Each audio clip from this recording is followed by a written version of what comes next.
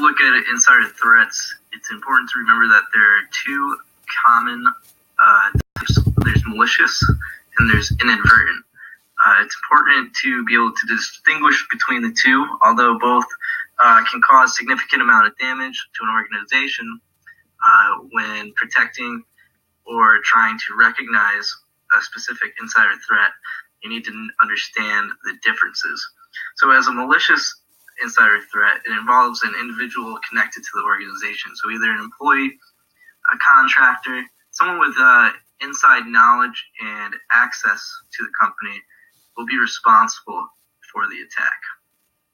The Verizon data breach investigation discovered that 39% of malicious attacks take over a year to discover, showing that when an inside employee goes about these attacks, it can take a while to discover, which can cause a significant amount of damage over a long period of time, which also shows the difficulty to identify these insider threats, because the last thing that you would expect is that your coworker is responsible for the release of a significant amount of your company's information.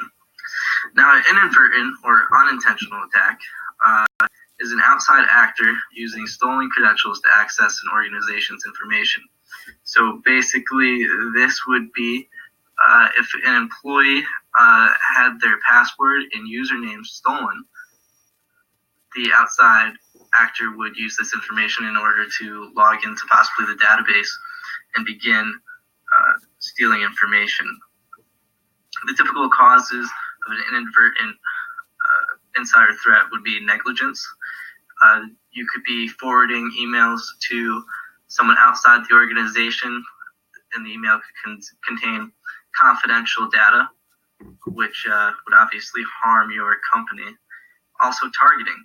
Say that your company is targeted by a group of hackers, and you unknowingly fall victim to these hackers.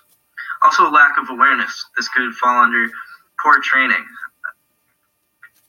Employees aren't taught how to properly handle classified information, and because of this, they're lackadaisical with this information and don't follow proper procedures when handling this.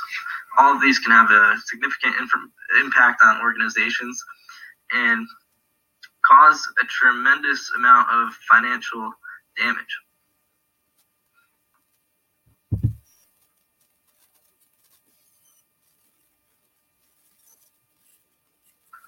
Hey, this is Will from the Cyberchasers group for 350. My role is the compliance analyst, and I chose that role just because it lines up well with what I want to contribute towards the team, just working well with other members and various levels of technical understanding in a written and oral manner. That's just kind of one of my strongholds. So the evolving problem of the insider threat that we've been facing has obviously adapted over time. It's evolved.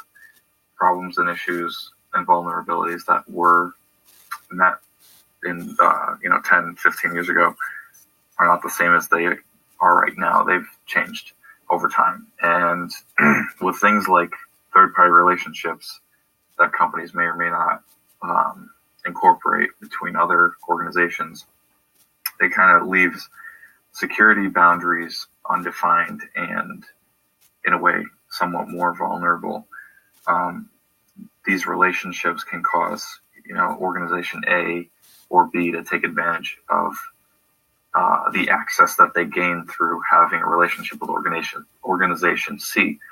So whether that's executing malicious code from one organization and through the relationship, if technologies are being shared with these other organizations that could be passed over, or if there's a malicious individual working at one of these organizations, they may find themselves able to exploit the vulnerability by utilizing that relationship and carrying out further damage beyond just where they're residing.